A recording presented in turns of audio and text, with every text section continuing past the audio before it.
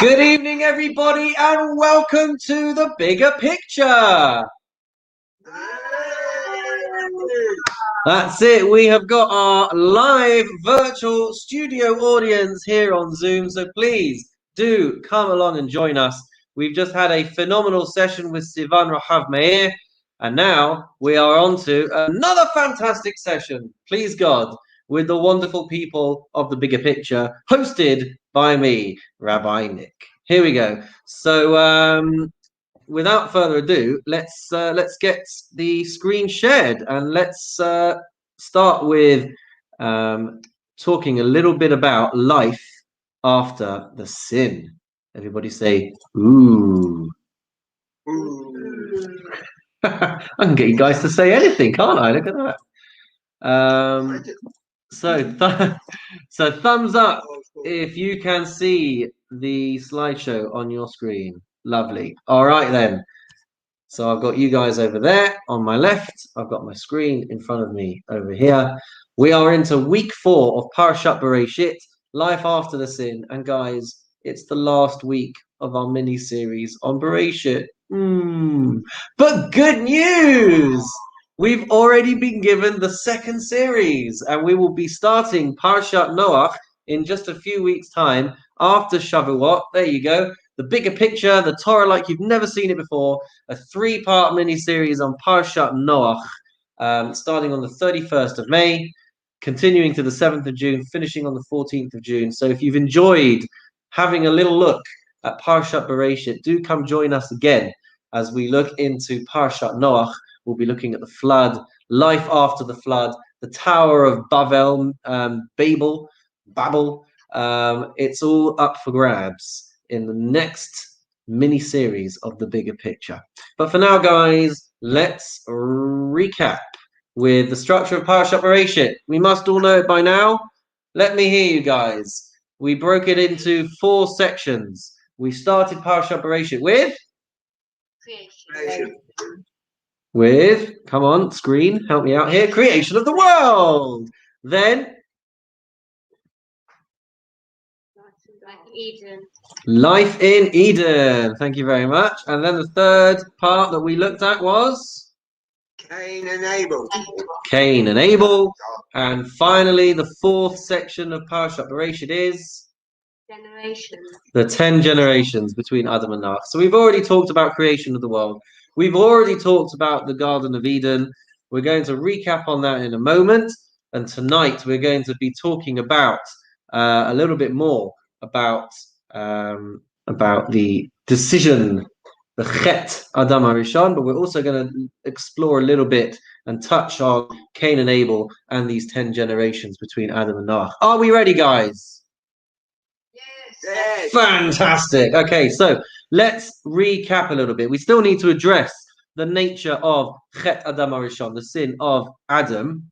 But let's see if we can refresh our memories on some of the things that we have discussed previously. We had mentioned that there were 2 questions. We said that if the sin of Adam HaRishon had happened during the 6 days of creation, then it means that the story in the story something must have been created. So that was our question number 1. What was being created during the 6 days of creation? And question number 2 was, why were there 2 stories? We had a run through of creation in chapter 1, and then we had another rundown of creation starting in chapter 2. And we had said that these 2 different stories appear in 2 different chapters, in 2 different sections, because they're coming from 2 different perspectives. We started with the objective perspective, which was clear and detached and very orderly. And we talked about how it goes through 4 stages of creation. The creation of domem, which was a silent, inanimate material. It moved into tzomeach. It moved into things which would sprout with life, but wouldn't necessarily be able to. Well, we said the plants can kind of communicate, but they can't communicate in the same way that chai can communicate. Animals, living creatures can communicate. And then the final step of that progression of creation was medaber, of which we are in that grouping. Medaber meaning speaking beings. We have the abilities to speak. We have the ability to communicate, and that all came in the first chapter. But then, if you recall, we saw the second run through of the story, which was more subjective, and it was based on relationships. And when it's based on relationships, then things can go wrong. And if you recall, we saw that it goes in a different order because the plant life was hovering beneath the surface, and it took the prayer of man to bring that all into creation. And then the animals were created, and Adam was invited to name the animals, but he couldn't find a partner. And that was why woman was created. And if you recall, chapter 2, it had nothing to do with Peru or Avu. The purpose of man and woman being together was to be able to procreate. But when it comes to the subjective reality of humankind, it was a very different story. And we said that when it comes to things being part of a relationship, then things can go wrong. And when man and woman are united as one, we said that that seemed to somehow activate the episode with the Nachash. There was something going on in that relationship, which meant that the Nachash came into fruition, or came onto the scene. And that was when Adam and Chava, Adam and Eve, decided to eat from the tree. And then we moved on to talking about what it means to eat from the tree, the Eitz Hadat Tov Vara, the tree of knowledge of good and bad.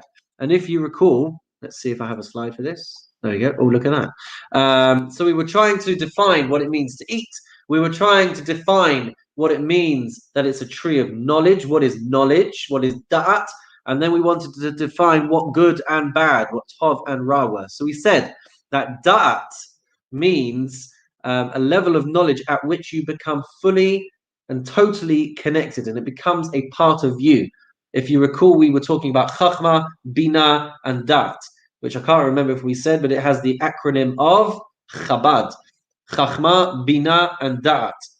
So Chachma was kind of the superficial information, the things that we pick up around us. And then when we start to digest it, we start to internalize it.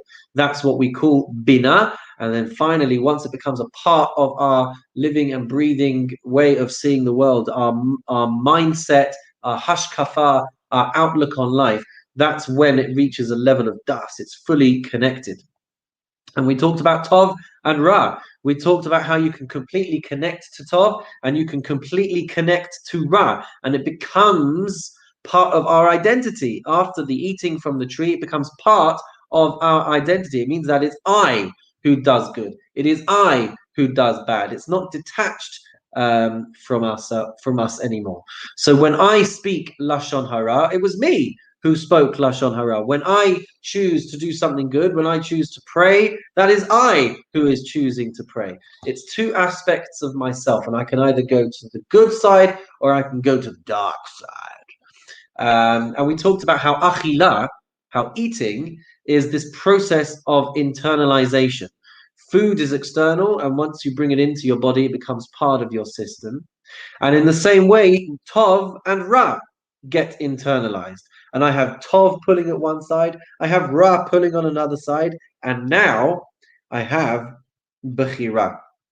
And that's what we said was created on day 6 with Adam and Chava. By eating from the tree of knowledge, it creates Bechira. Through Adam's actions, we now have Bechira Chofshit, free will. And it's a necessary component of reality. Without Bechira Chofshit, history outside of the Garden of Eden cannot begin. And only when free will manifests are we able to leave the womb of Gan Eden and to begin human history. So that was last week, guys. That was a mouthful. But now we're going to go and take it one level deeper. And the reason why we're going to take it one level deeper is because we've been saying quite simplistically, when I do something good, That is me. That is I. That is my I. That is choosing to do something good. When I say, when I do something bad, so that is my da'as ra. That's the bad side that I'm choosing to go down. But let's take a little look at an example and see just how deep this rabbit hole can go. Are we ready, guys? Excellent. So we're going to start with a little example.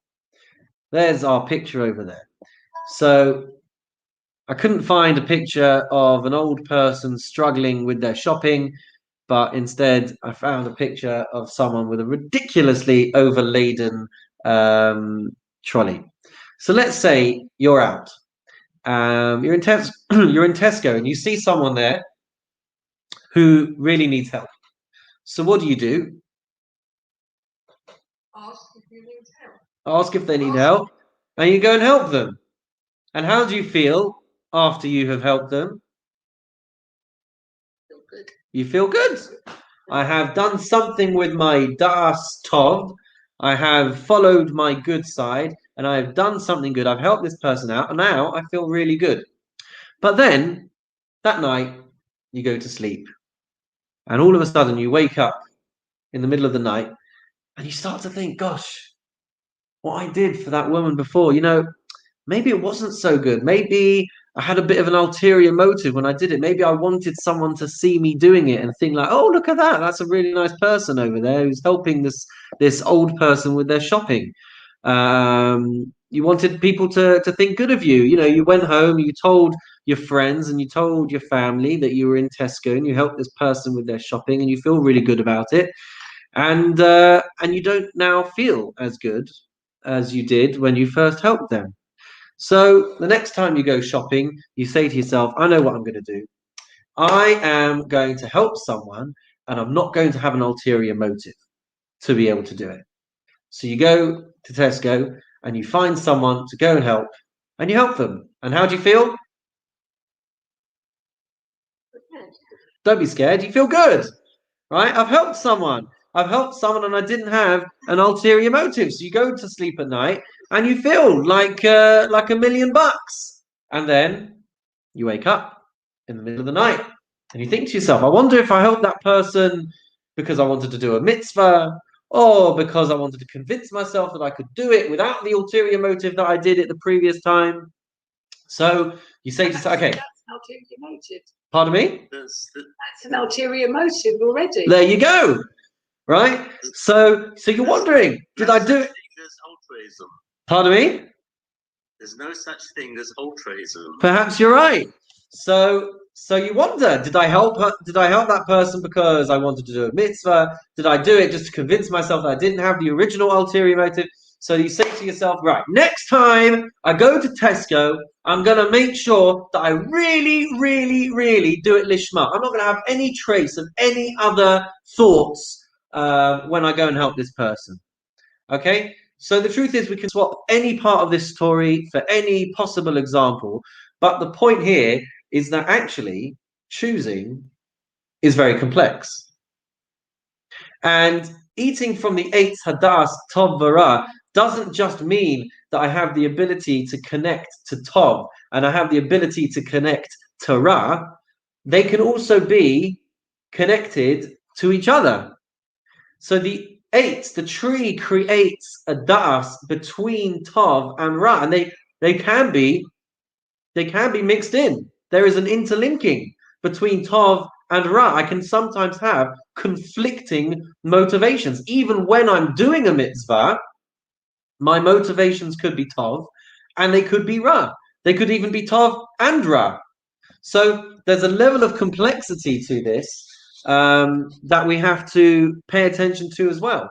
Every single time that I peel away one more layer of ra, one more, I guess, ulterior motive that was surrounding my action of tov, I get presented with new opportunities to think more deeply about who I am, more deeply about the things that I'm accomplishing, more deeply about my service of God, and we can keep peeling away the layers until we reach the center. And honestly, that center would be altruism. But it's a complex process. We're not judging people and saying that people are evil for having ulterior motives.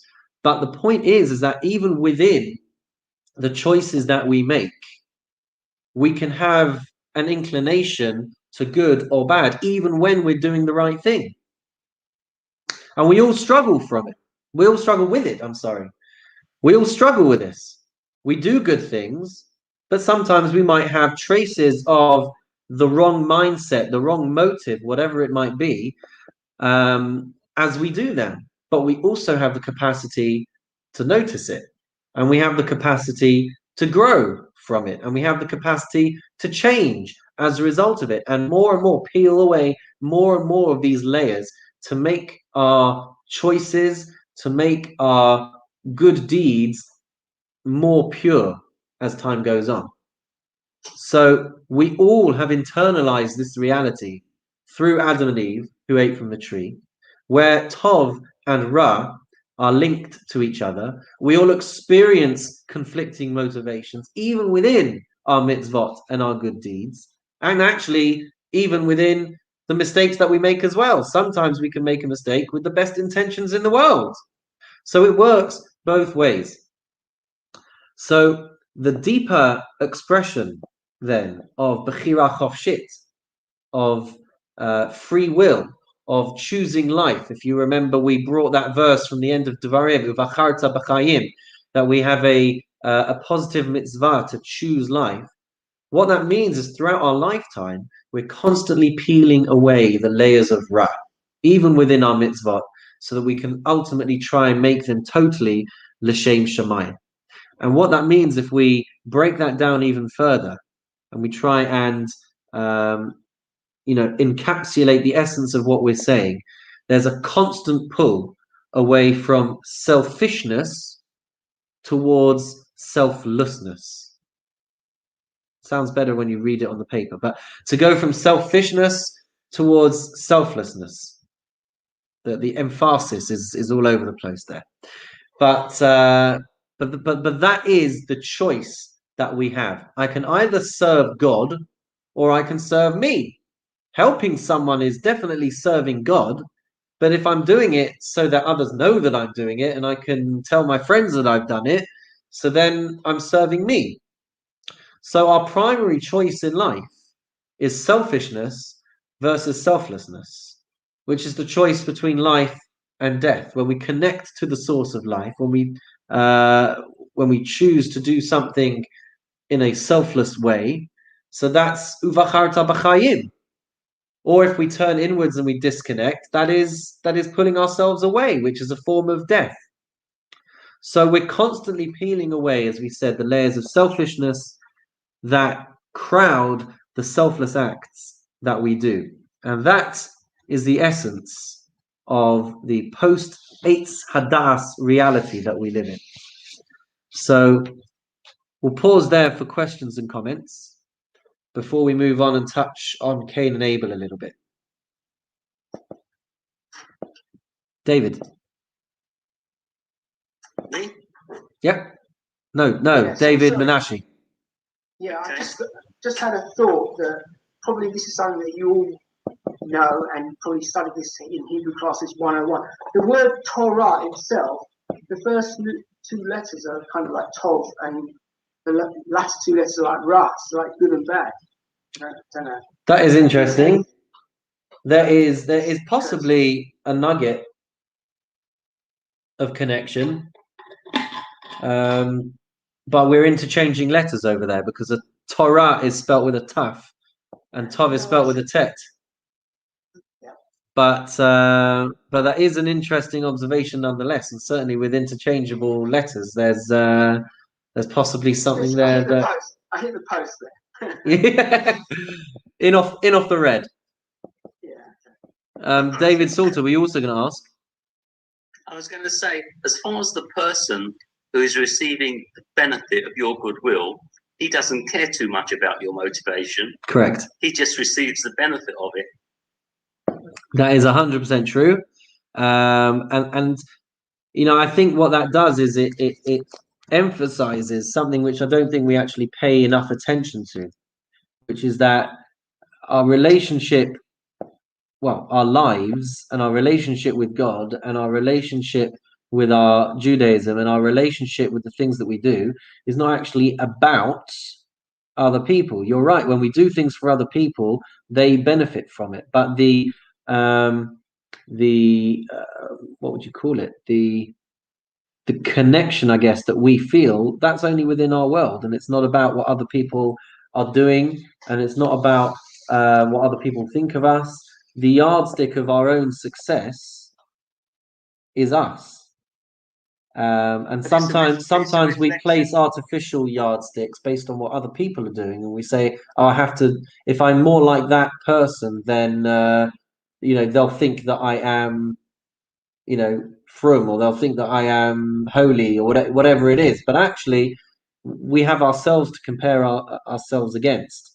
So the main point here is that the person who receives the benefit is going to receive the benefit, but we are our own analyzers and our own judges as to how lishma, how much for the sake of God are the acts that we are doing. That's not for other people to determine. That's our job in life, to peel away and to determine how altruistic, as you phrased it, we are. What were you going to say? Is this before the act or after the act? Well, we very much analyze afterwards the things that we do. Because, for example, I'm looking at your example. Yeah. This picture, right? He needs if help. I saw that, there's no way I would get myself involved. There's no way, right? But if, for example, I was in Tesco's, which has happened, and a dear old lady with a shopping basket has fallen over, my first reaction was to rush over and help pick her up. Yes. I didn't worry whether this was a mitzvah or not. I was going to help the lady. So I think the examples perhaps are not quite the same, and all the situations are not the same. Maybe, Henry, you're just a big tzaddik. I said, maybe, Henry, you're just a big tzaddik. You're just a very righteous person. But that is the point. Even if the example of Tesco is not one where you personally feel afterwards that you may have had some ulterior motive, we can fill in the gaps with any number of examples. A person who gives money towards a fundraising cause, so maybe they'd have given 50 quid without any ulterior motives, but if they give 100 quid, then they get a name on the wall, right? So that extra 50 quid, were they doing that altruistically, selflessly, or was there something in it for them that they were giving it for? So that when people walk past and they see Henry Herbst gave the 100 quid to whatever, or when he went and rebuilt the new shul building, whatever it is. So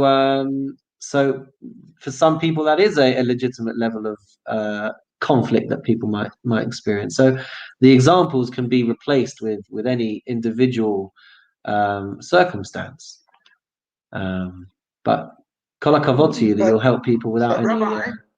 Rabbi Nick. One sec, we have had a few other hands, Lawrence. I'm really sorry. I'm so sorry. We've had Kathy who. Are you responding directly to this, or? Yes, I am. But you can do Kathy, go on. Okay, we'll go to Kathy, we'll go to Joy. Okay, I was just going to say that for most people, it's natural human instinct to rush to help people. Mm-hmm. And just to give an example, this is something that happened a few years ago, and it's bugged me ever since. I was in Tesco doing some shopping, and there was a woman with a basket by the side of me, and she was faffing around, and she said, "I can't see anything, I can't find my glasses, I need some help." So I turned around to help her, and then I realised that it was actually June Brown, who is the actress Dot Cotton from EastEnders. And she was giving me her handbag to rummage around in her purse, and I felt so guilty. I thought somebody's going to think I'm trying to rob her. So I turned around and I saw a Tesco worker or something, and I said, "Can you come and give some help here?" So I naturally wanted to help the woman, but then I felt guilty because I thought, this is who she is, and somebody might think I'm doing something wrong. So I didn't want to get involved in that way, but I got somebody else to help her. but I think it's a natural human instinct to want to help people. You're absolutely right. You always have to have an ulterior motive. It's just part of who you are. Yes, It's not only situations of helping people that we encounter in our lives. That's the point that I'm making. You can literally fill in the blanks in any part of this. But the point was that when we do good deeds, sometimes we can think afterwards, oh, maybe I only did it because of X, Y, Z, and that was more the point that we were making, just to feel out the complexity. It's not so black and white that I only choose to do good or I choose to do bad. Even within those good and bad choices, there are elements and traces of good and bad as well. Joy, and then we'll move on. Is there a difference, or have you experienced a difference between a good deed or doing something good when it's premeditated, i.e. I need to help that person, or when it just comes off the spur of the moment? So, well, actually, that's basically what I would say. Is a premeditated good deed easier to be good at and not have a problem, or is it, if it's just at the spur of the moment because you're saving somebody or stopping something or like that? So do you understand what I'm trying to say? I think so, but I think the way that I would answer that is actually consciously or subconsciously, in different areas, you can reach a point where your spur of the moment reaction is a result of your premeditation.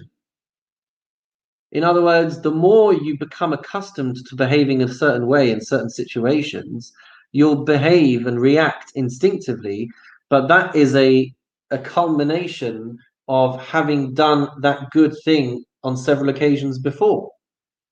You know, for Henry to instinctively react to helping someone, it's because there have been many other occasions in the past where he has helped someone. So you might not be on the lookout consciously to help someone, but because you have refined your character to a point that if someone is in trouble, you will go and help them, you will instinctively go and help them. So I think it's a manifestation of this layer peeling that we're talking about.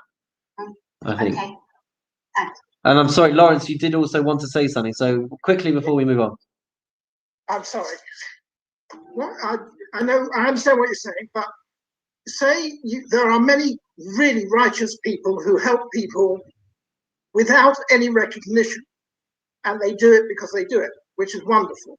But then the community rewards them with, say, Volunteer of the Year and things like that. So these selfless people, fortunately or unfortunately, are then recognized, and that puts them back in the position where you were saying maybe they feel they should have done more. Could well be. Why not? Could be. It's all part of it. And again, it just emphasizes again that we are complex creatures, and it's not black and white, good and bad, one direction or the other. We can have elements and traces of everything, even within our micro decisions. All right. So okay. So let's move this on a notch a little bit. So we're going to now tackle a little bit about Cain and Abel. So Adam and Chava, we're out of the Garden of Eden, and the next narrative that we encounter as we hit chapter 4 here on the screen, we encounter a narrative that's actually going to pull us through the rest of Bereshit. And we're going to start the story with a very odd phrase. So if you can see on the screen there, chapter 4, verse 1, V'ha'adam yada et Chava ishto. And Adam knew his wife Eve. And what did we say last time that was connoting or denoting? When two people yodea each other? Can anyone recall? They're intimate with each other. Thank you very much. So Adam and Chava are intimate. Vataha vateledet Cain, and they conceive. She conceives and bears Cain, saying, "I've acquired a man with Hashem." And verse 2, Vatosef laledes es achiv et Hevel, vahi Hevel roed son v'Cain haya oved adama. And she additionally bears his brother Hevel, sorry. And then we say that Hevel becomes a shepherd, Cain becomes a tiller of the land. But let's take these first few words. V'ha'adam yada et Chava.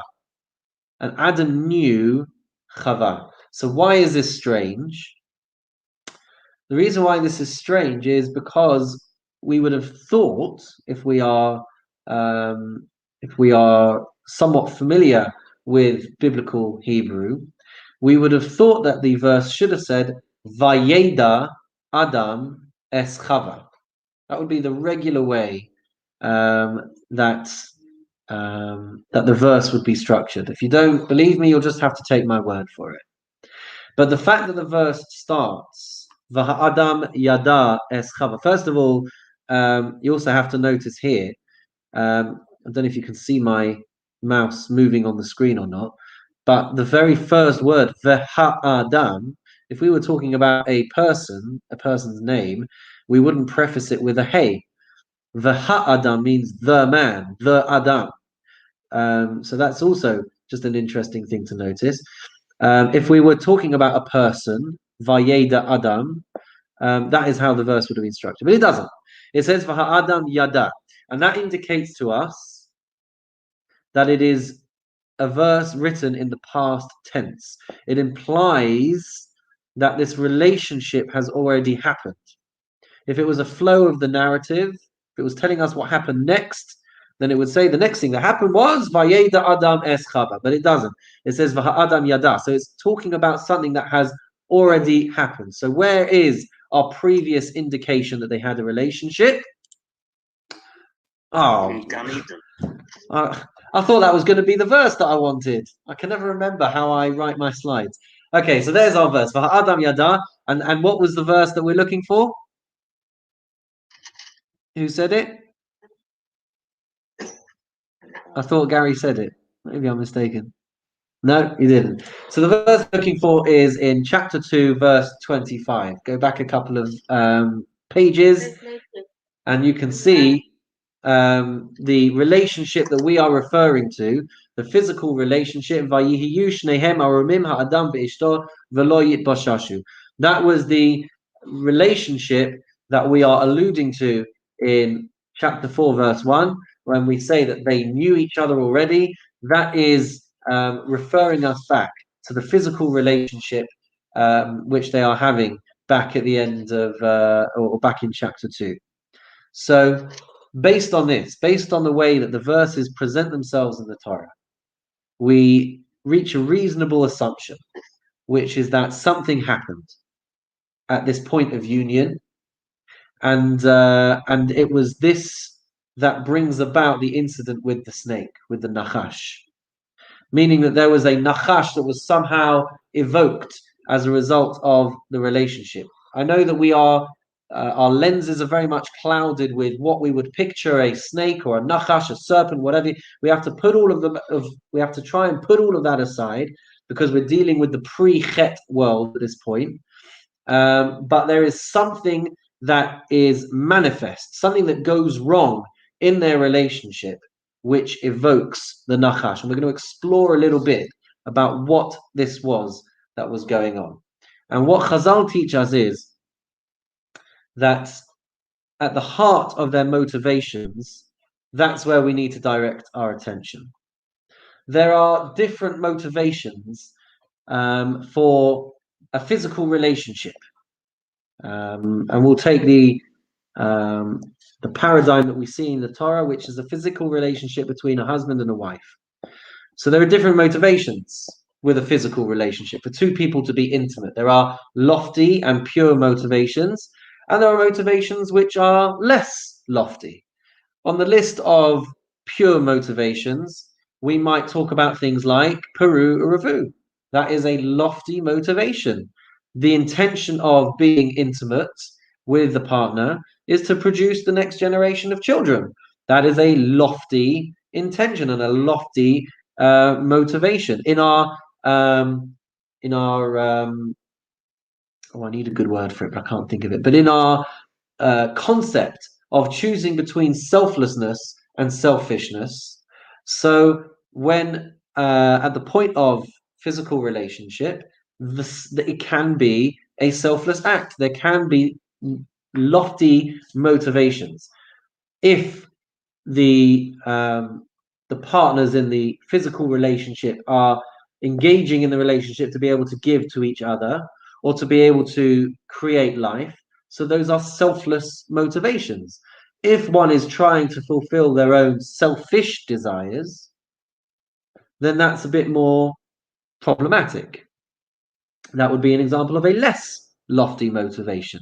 If someone is doing it just for what they can get from the experience, so then that would be the extreme opposite of doing it with selfless motivation and selfless intentions. Now, we have to try and again, this is all about seeing the bigger picture. Society doesn't usually focus on these values, and so we very much have to kind of try hard to look at it in this kind of way. But in its essence, there can be lofty motivations of Tov, and there can be motivations of Ra. So we may never understand exactly what motivation or what level Adam and Chava were on. And we have to appreciate that Adam and Chava were very lofty individuals. We see from the Gemara, which I talked about I think in our first session or in our second session, but I didn't know exactly where the source was. But now we found the source. It's the Gemara in Baba Batra, and there's a statement from Rabbi Bena'a, who says that he went to the cave of Machpelah and he saw Adam in his resting place, and he saw that his two heels shone so brightly that they were like two suns. And what this is supposed to evoke to us is that that even in death, the lowest parts of his body, right, his heels, which are the lowest part of the human body, they were shining like the sun, even in death. And what that's supposed to then get us to think about is all the more so in his lifetime, and all the more so if Rabbi Bena'a had seen the top half of his body or seen the head of Adam Harishon. We have to appreciate that we're not just talking about, a regular Joe in 2021. We're talking about Adam Harishon, who was such a great individual that even in his death, he radiates and shines as brightly as the sun. So if Hashem has put this story of Adam and Chava and eating from the Eitz Hadas, and he's put this into the Torah, that means that we need to learn something from it, which is beyond just the way that we might look at the scenario. And it's very easy to go through all of the stories in the Torah and say, well, if I had been there, I would have never made that decision. What were they even thinking? Right? So we have to appreciate that we are dealing with things that are deeper here. So we may never understand the exact parameters and the exact level that they're on and the motivations, lofty or not lofty, whatever it might be. But there seems to be contextually a trace of selfishness in the context of their relationship, and that is what brings about the nachash, and that is what brings about the challenge that they have for the Eitz Hadas, Tov V'Ra. And while we might not necessarily appreciate the exact moment for Adam and Chava, we do have sources that talk about the importance of the right intentions for us in 2021 at the moment of conception. And there are all kinds of sources that talk about the intentions that a couple have at the moment of conception can have a deep impact on the soul that comes from Shemaim. So there are sources that talk about the point of physical relationships and the impact that that a couple can have. But the point that we need to drive home is as follows: that it would seem that for Adam and Chava, there was some positive motivation, some positive kavanah, and there was some negative kavanah. What they were, we might never be able to articulate. But the fact that is that the nachash is the very next thing that the Torah presents. So what's fascinating is that whatever is happening, both of these things are present in this relationship. And going back to chapter 4, verse 1, Vayada ha'adam es chava ishto, where we're looking back at this complicated relationship in Garden of Eden, what comes out of the relationship, which we now understand is somehow mixed with some positive and some negative motivations. Who comes out of that union? Cain and Abel, Cain and Hevel. And what is incredible is that the production of these two children, of these two figures in the Torah, we see that the negative motivations seem to come out in the character traits of Cain, and the positive motivations seem to come out in the character of Hevel. Right? So even though in life things will never be this black and white, we're looking at foundations over here. In the episode of Adam and Chava in the Garden of Eden, with a mixture of positive and negative motivations, and the result of that are two individuals, one of whom seems to encapsulate the good, and one of whom seems to encapsulate the Ra. And what happens? The Ra kills the Tov.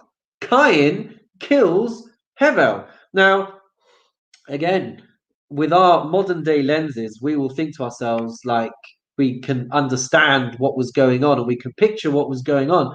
But if you look in the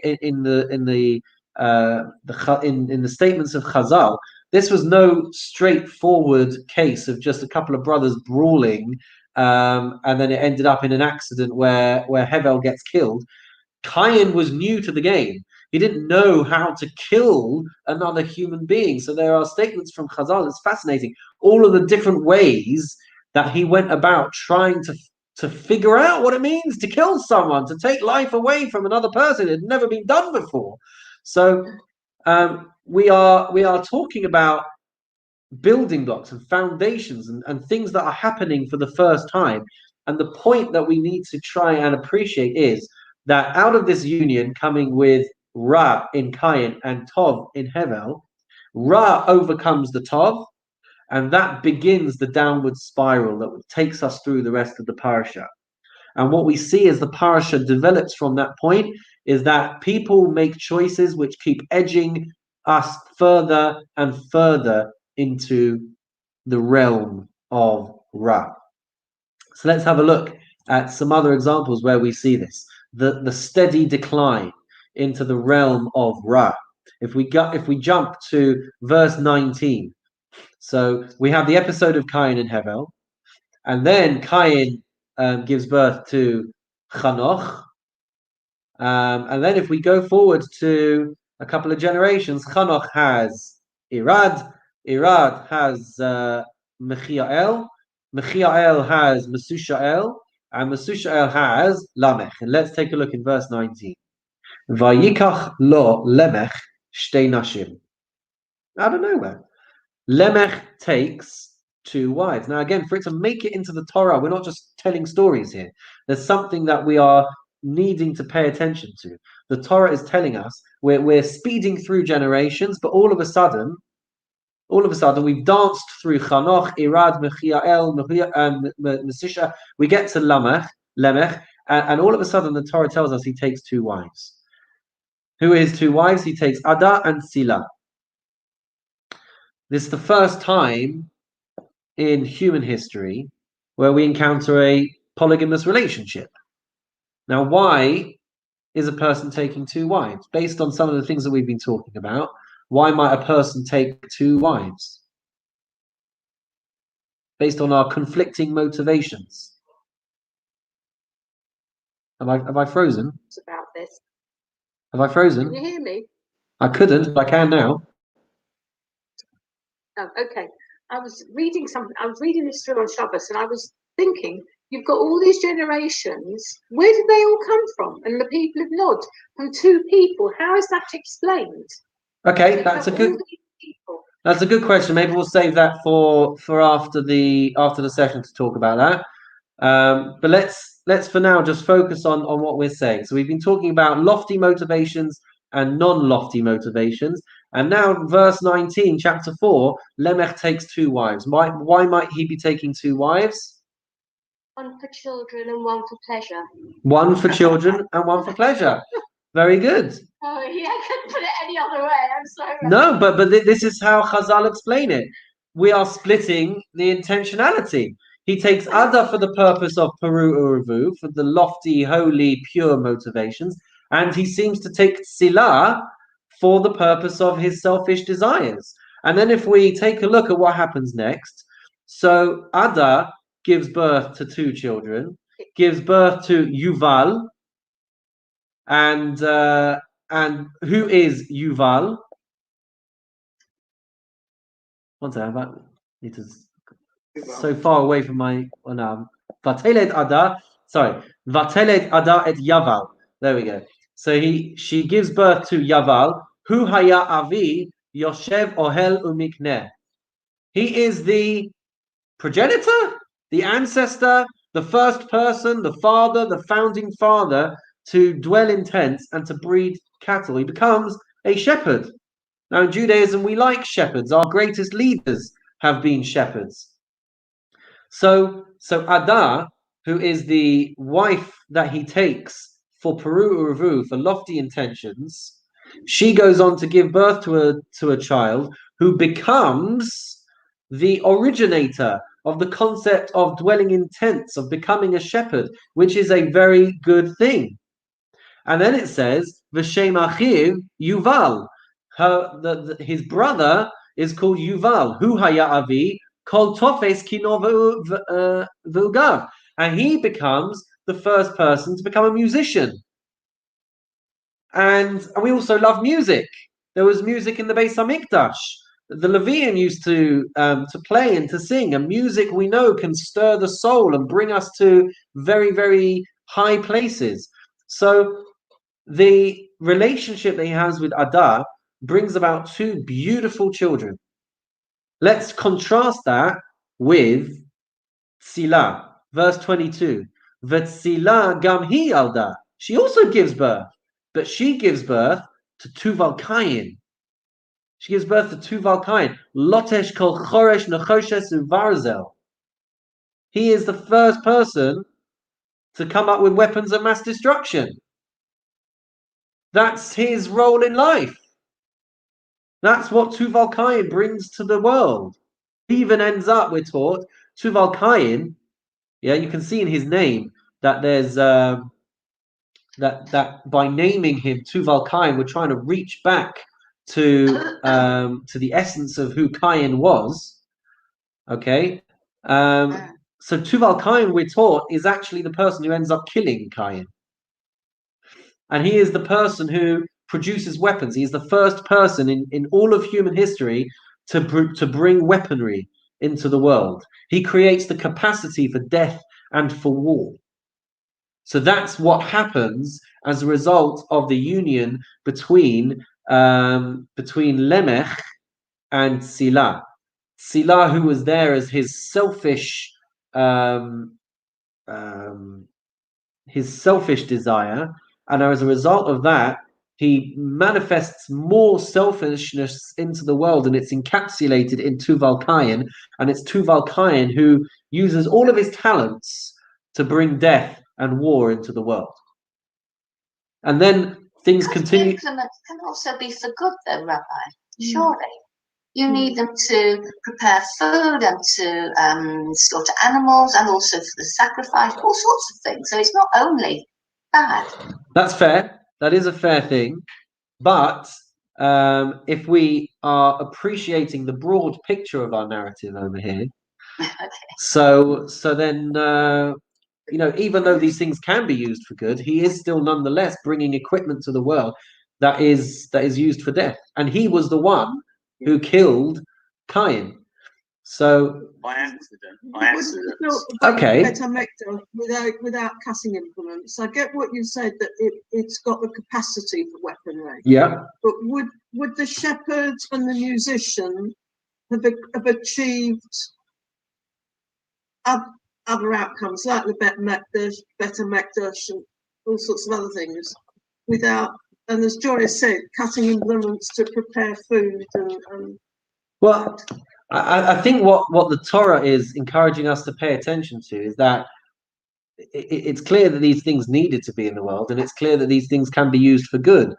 But the context that we're talking about is that they are used for bad. It doesn't say that Tuval Kain introduced a new way of being able to prepare food and save lives and perform medical procedures and all that kind of thing. The connotation of the Torah is that he has brought this this capacity into the world, which is not good. You have to bring other things to the text to read those connotations. Okay. Yeah, it doesn't say weapons of mass destruction. No. Okay. Yes. Okay. I appreciate that. But again, in the context of our broad narrative of trying to piece together the themes and the things that are going on in not only Parashat Bereshit but Sefer Bereshit as well, it pays to pay attention to the narrative of Chazal as they see it, which is that Tuval Kain is the selfishness manifested through the relationship, whereas Adaz's children are beautiful children that seem to have come about through a lofty relationship. So then we pardon me. What about Nahama? She also bore a girl. How is that relevant in that context? I don't know. I don't know. I'll give that some thought as well. Doesn't Rashi say Naama's supposed to be Noah's wife or something? Is that? Yeah. Yeah, exactly. That's what I've got written. Yeah. That's what you got written here. What? I've just got a note in my book which says the word means pleasant, gracious. Jewish legend states that she became the wife of Noah. Oh. Yeah, it says in my Chumash as well. According to some traditions, she was Noah's wife. Okay, well, I appreciate. In the Midrash, however, it's disputed. Okay, Another ancient sources state that Noah married his niece, Amzarah, daughter of Rachel. Okay. I think the thing is that what we've got in the Chumash is just a basic introduction. We haven't got all the sources. And everyone else who's read everything else into it that you're now quoting to us, Rabbi Nick. Don't know what to say. Don't know what to say. But let's take this a little bit further, guys. Let's take this a little bit further. We can talk more after the class. Let's take this a little bit further. So the flow of history seems to decline even further, and things continue to fall apart. And we reach a point where Enosh enters the picture. And we reach that point over in verse 26. Shase gives birth to a son called Enosh. And what happens to Enosh? As huchal likro b'shem Hashem. Enosh becomes the first person to call other things by God. He is the first person to introduce Avodah Zarah. So the point is that we're trying to pick up from the flow of the narrative is that as these generations are going on, that people are constantly edging towards Ra, constantly choosing further and further Ra decisions until we reach Enosh. And Chazal point out that the worst ever generation for Avodah Zarah was the generation of Enosh. And that comes as the narrative continues. Okay, and as we get to further and further on through the narrative of the end of Parashat Bereshit, where we've had Chet Adam Arishon, we've produced Cain and Hevel, and we have said that Cain kills Hevel, which is Ra, overcoming the Tov, and then we see a downfall of Ra, getting to a point where Lemech takes two wives, one for the purpose of selfless motivations, one for the purpose of selfish motivations. And then we see that Tuval Cain comes onto the scene, and then Enosh comes onto the scene, and then Enosh is creating a Chilul Hashem, as Huchal Likro B'Shem Hashem. He is bringing Avodah Zarah into the world, and it continues until we get. Enoch. Well, please, just 1 second, and then we carry on until we get to chapter 6, verse 5, where we've gone through 10 generations of this trace element of Ra getting stronger and stronger until we get to chapter 6, verse 5. Vayar Hashem ki rabba ra'asa adam ba'aretz v'chol yetze machshavos libo rak ra kol hayom. The Lord saw how great was man's wickedness on earth, and how every plan devised by his mind was nothing but evil. So the 10 generations of Adam until Noach are tracing for us the constant decline of society, of the constant choosing of Ra. I'm not saying that every single one of these people chose Ra. We're looking at the narrative. We're looking at the bigger picture. The flow of the 10 generations leads us to a point where Hashem looks at the world and he has seen that Ra has overcome Tov on so many occasions that we reach a point of Rak Ra Kol Hayom, that the way in which the world is looking is Rak Ra. And it's at this point that we're told that Hashem regrets having created man. And we need to understand what it means that Hashem regrets creating man. And for that, we'll have to get to Parashat Noach together. And he plans on wiping man off the face of the earth. And then the Parsha ends, though, with the note of hope that Noach had found grace in the eyes of Hashem. That's our last verse in Parshat Bereshit. So Parshat Bereshit ends with a world where Ra has overcome Tov to the point of Rak Ra Kol Hayom, that nothing but evil is in the world. And we're going to have to deal with the ramifications of a world where we have the emergence of creation of free will, the choice between Tov and Ra, and over the course of 10 generations, Ra has overcome Tov to the point that the world needs to be wiped out. And we're going to talk about how the world survives. We're going to talk about why the world survives. But that is all going to be in Parshat Noach. So we'll pause for questions in just a moment. But coming up in the next series, the next mini-series, which will start at the end of May after Shavuot, Parshat Noach, where we'll look at what it means for God to regret having created man. What it means that Noach survives and rebuilds the world in a post-flood world. That's all going to come up in Parshat Noach, the bigger picture over there. So again, looking at the bigger picture, looking at the flow of everything that we have gone through, we've had the Chet of Adam Harishon, we had the production of Cain and Hevel, where one encapsulates good, one encapsulates Ra. Cain, Ra, kills Hevel, which is Tov.